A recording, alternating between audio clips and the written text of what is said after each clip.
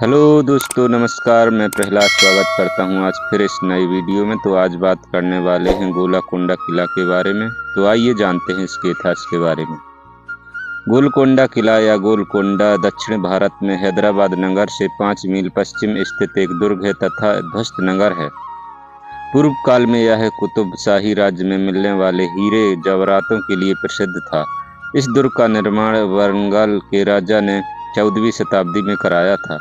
बाद में यह बहमानी राजाओं के हाथ में चला गया और मोहम्मद नगर कहलाने लगा। 1512 ईस्वी में यह कुतुब शाही राजाओं के अधिकार में आया और वर्तमान हैदराबाद के शिलान्यास के समय तक उसकी राजधानी रहा। फिर 1687 में ईस्वी में औरंगजेब ने जीत लिया। यह ग्रेनाइट की एक पहाड़ी पर बना है जिसमें कुल 8 दरवाजे हैं। एक पहला फतेहपुर दरवाजा, दूसरा बहमानी दरवाजा, तीसरा मोती दरवाजा, चौथा है बंजारा दरवाजा, पांचवा है पटन चेरू दरवाजा, छठवां है जमनी दरवाजा, सातवां है बोदली दरवाजा, आठवां है मक्का दरवाजा और पत्थर की 3 मील लंबी मजबूत दीवार से घिरा है। यहाँ के महलों तथा मस्जिदों के खंडहर अपनी प्राचीन गौरव गरिमा की कहानी सुनाते हैं।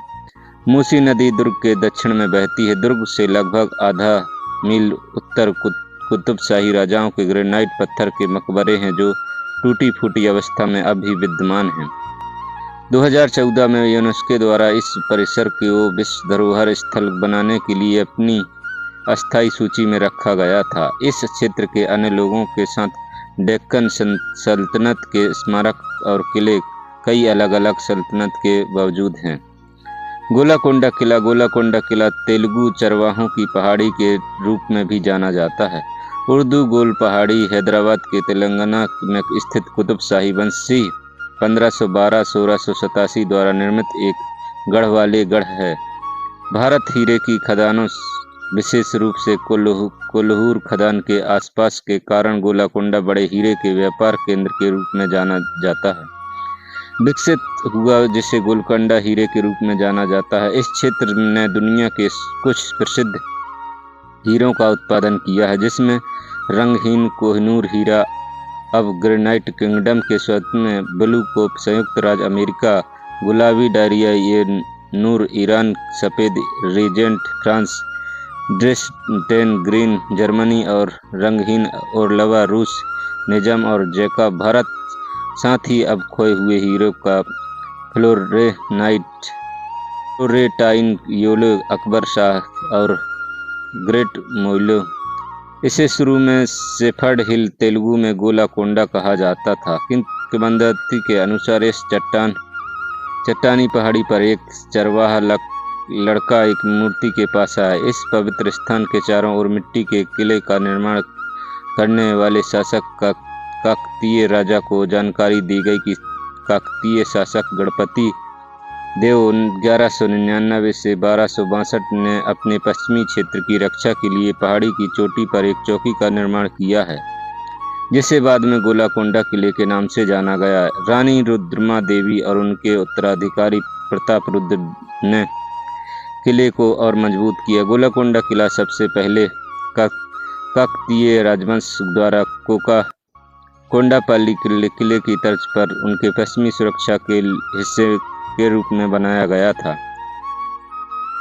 बहमानी शासकों ने एक किला बनाने के लिए पहाड़ी पर कब्जा कर लिया। बहमानी सल्तनत के तहत गोलकोंडा धीरे धीरे प्रमुखता से ऊपर उठता गया। सुल्तान कुली कुतुब उल मुल्क आर 1487 से 1543 गोलकोंडा में एक गवर्नर के रूप में बहमानियों द्वारा भेजे गए ने शहर को 1501 आसपास अपनी सरकार की सीट के रूप में स्थापित किया। इस अवधि के दौरान बहमानी शासन धीरे धीरे कमजोर हो गया और सुल्तान कुली कुतुब शाह काल औपचारिक रूप से 1538 में स्वतंत्र हो गया। गोलकोंडा में स्थित कुतुब शाही राजवंश की स्थापना 62 वर्षों की अवधि में मिट्टी के किले के पहले 3 कुतुब शाही सुल्तानों द्वारा वर्तमान संरचना में विस्तरित किया गया था। परिधि में लगभग 5 किलोमीटर तक फैले ग्रेनाइट का एक विशाल किला है। यह 1590 तक कुतुब शाही राजवंश की राजधानी रहा जब राजधानी को हैदराबाद स्थानांतरित कर दिया। कुतुब शाहियों ने किले का विस्तार किया, जिसकी 7 किलोमीटर बाहरी दीवार ने शहर को घेर लिया। सहस्त्रवीं शताब्दी के शुरुआत में गोलकुंड में एक मजबूत कपास बुनाई उद्योग मौजूद था। घरेलू और निर्यात खपत के लिए बड़ी मात्रा में कपास का उत्पादन किया जाता था। मलमल और किलिको से बने उच्च गुणवत्ता वाले सादे या पैटर्न वाले कपड़े का उत्पादन किया जाता था। सादा कपड़ा सफ़ेद या भूरे रंग के रूप में प्रक्षालित या रंगे हुए किस्म उपलब्ध था। इस कपड़े का निर्यात फारस और यूरोप देशों में होता था। पैटर्न वाले कपड़े प्रिंट से बने होते थे, जो स्वदेशी रूप से नीले रंग के लिए, इंडिगो लाल रंग के प्रिंट के लिए, चाय रूप और सब्जी पीले रंग के होते थे। पैटर्न वाले कपड़े का निर्यात मुख्य रूप से जावा, सुमात्रा और अन्य पूर्वी देशों को किया जाता था। गोलकुंडा किला 1687 में 8 महीने की लंबी घेराबंदी के बाद मुगल बादशाह औरंगजेब के हाथों यह किला अंततः बर्बाद हो गया। किला गोलकुंडा किले को प्राचीन स्मारक और पुरातात्विक स्थल और अवशेष अधिनियम के तहत भारतीय पुरातात्विक सर्वेक्षण द्वारा आधिकारिक स्मारकों की सूची पर पुरातात्विक खजाने के रूप में प्रसिद्धबद्ध किया गया है। गोलकुंडा में 10 किलोमीटर लंबी बाहरी दीवार के साथ 87 अर्ध-वृत्ताकार बुर्ज हैं।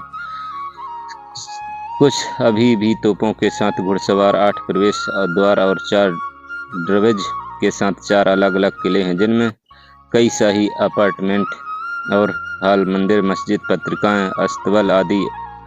अंदर इनमें सबसे नीचे दक्षिण पूर्वी के पास फतेह दरवाजा, विजय द्वार जैसे औरंगजेब की विजयी सेना के इस द्वार के माध्यम से मार्च करने के लिए कहा जाता है।